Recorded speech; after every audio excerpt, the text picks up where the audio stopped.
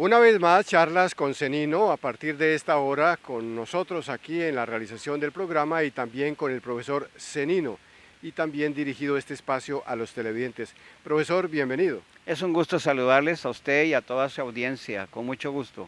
Pues profesor, hemos orientado a la audiencia del programa de charlas con Cenino sobre distintos temas de los que usted conoce que están dirigidos a la superación personal, al tema de la educación, al mejor formamiento de la mente en las personas. Y anteriormente habíamos hablado de un tema interesante que hoy quiere usted desglosar un poco a la audiencia. Sí, la última vez hablábamos de la palabra que no es una palabra, es un conjunto de prefijos psico, neuro, endocrino, inmunológico, y habíamos prometido que hablaríamos de cada una de ellas. Hoy podríamos hablar de la palabra psico.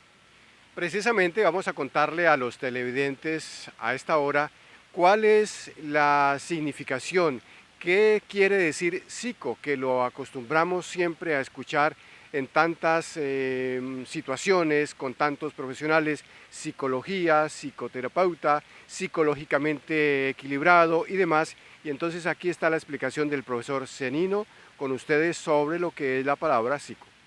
Sí, la palabra psico es un prefijo, psiquis sería un sustantivo. Desde la antigua Grecia ya se hablaba de neuma, porque quiere decir como aire, como gas, como que no se sabe dónde está, pero psico quiere decir mente. Todo lo que tenga que ver con la mente tiene como prefijo psico, psicología, psicoterapeuta, psicosis, etcétera. La verdad es difícil, hoy en pleno siglo XXI es muy difícil ubicar en qué sitio está el alma, en qué sitio está realmente esa parte neuma. Y parece que es indudablemente en el cerebro, o sea que la neurociencia nos ha acercado más a entender lo que es la psicología y cómo funciona la mente, sobre todo porque ya se conocen diferentes partes del cerebro, sus diferentes funciones, cómo interactúan entre ellos, y toda esa funcionalidad da origen a la psicología, que hoy en día con los aportes científicos de la neurociencia, la psicología también es considerada una ciencia, la ciencia de la psicología. Profesor, es decir, cuando a uno en un consultorio, a un doctor en el hospital o en alguna cita médica le dicen que le van a hacer un psicoanálisis, ¿qué le están diciendo a esa persona? Bueno, la palabra psicoanálisis tiene más que ver con análisis, con terapia, con consulta de psiquiatra o psicólogo. O sea, es entender cómo está funcionando su mente de acuerdo a lo que usted está consultando y ayudarle a entender por qué le sucede a nivel psicológico lo que le sucede. Es un análisis que puede ser profundo, puede ser superficial, puede ser incluso en consejería. Es tratar de entender qué tiene la persona para ayudarle a que entienda lo que tiene y darle una consejería o darle unas pautas para que mejore lo que en ese caso estén tratando.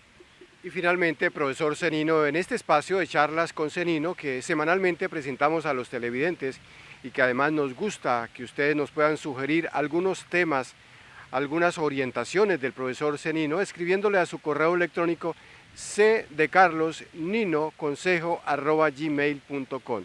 El mejor medio de contacto de los televidentes con el profesor Cenino es a través de su correo electrónico cninoconsejo@gmail.com. ¿Qué otras anotaciones, profesor, podemos hacer a la teleaudiencia de lo que significa la palabra psico? Podría decir en términos generales que todos los seres humanos de una forma o de otra deberíamos saber qué es psicología. Es decir, deberíamos entender y saber psicología.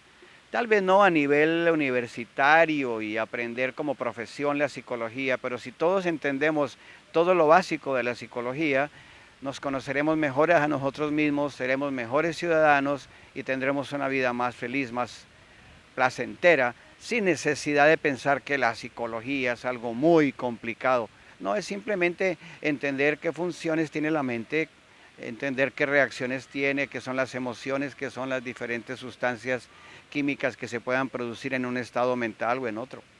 Pues profesor, muchas gracias por estar con nosotros en Con este mucho gusto. espacio y desde luego seguiremos muy atentos a otras orientaciones a nuestros televidentes en este espacio de charlas con Cenino que semanalmente presentamos a los televidentes. Con mucho gusto.